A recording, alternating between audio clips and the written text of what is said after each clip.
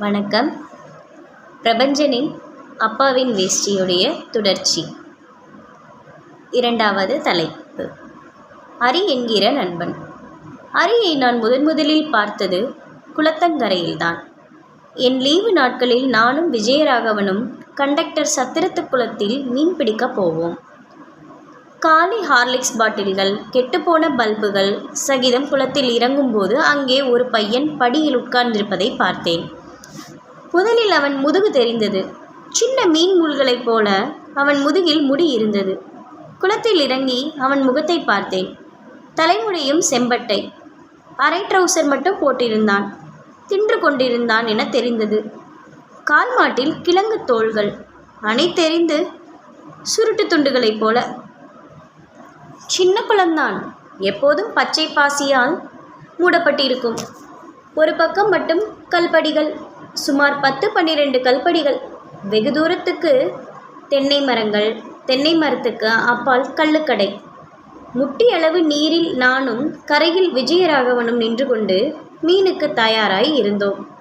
என் நேர்பார்வையில் அவன் உட்கார்ந்திருப்பது தெரிந்தது. ஓரக்கண்ணால் அவன் அடிக்கடி என்னை பார்த்து கொண்டிருந்தான். அவனும் என்னைப் போல மீன் பிடிக்க வந்தவன் என கருதி கொண்டேன்.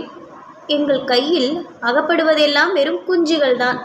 பெரிய மீன்கள் வெகு ஜாக்கிரதையானவை, தந்திரசாலிகள்.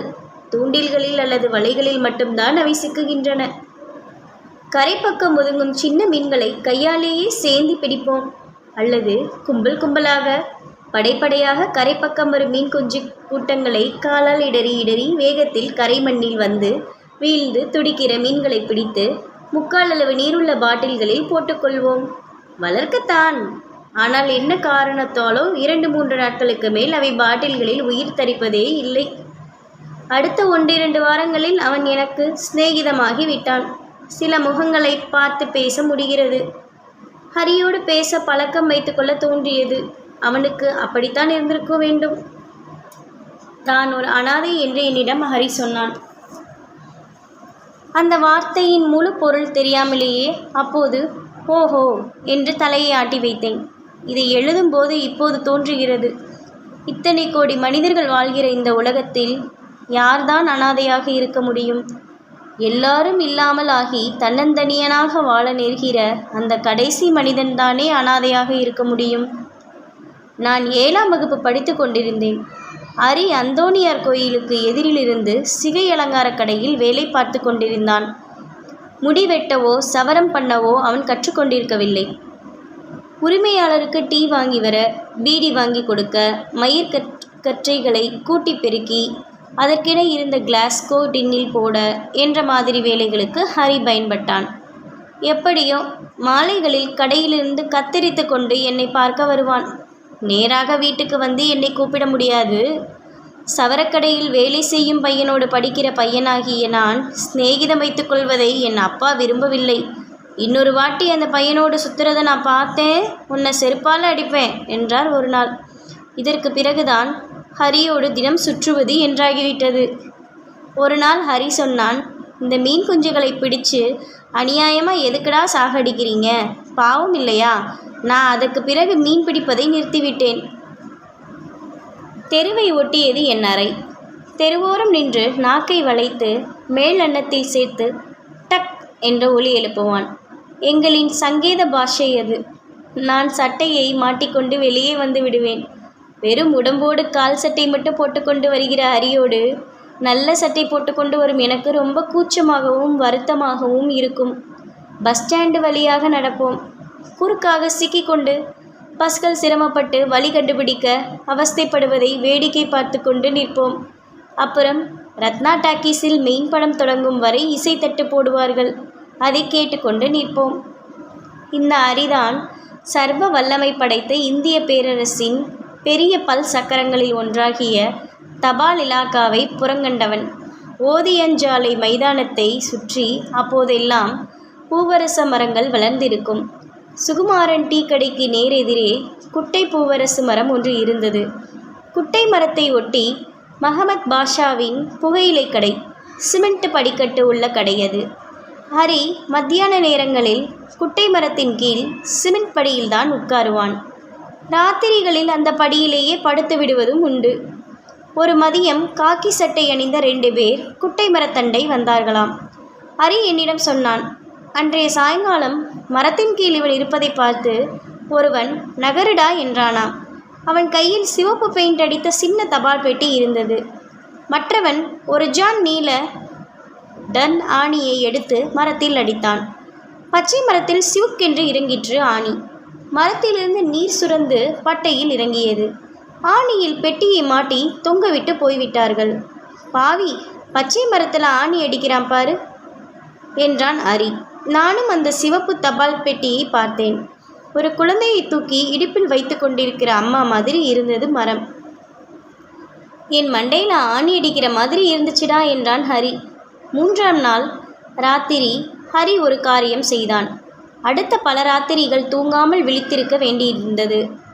ராத்திரி 2வது ஆட்டம் விட்டு ஜனங்கள் போன பின் ரோட்டில் கிடந்த சிறு சிறு கற்களை பொறுக்கி தபால் பெட்டிக்குள் போட்டு வைத்தான்.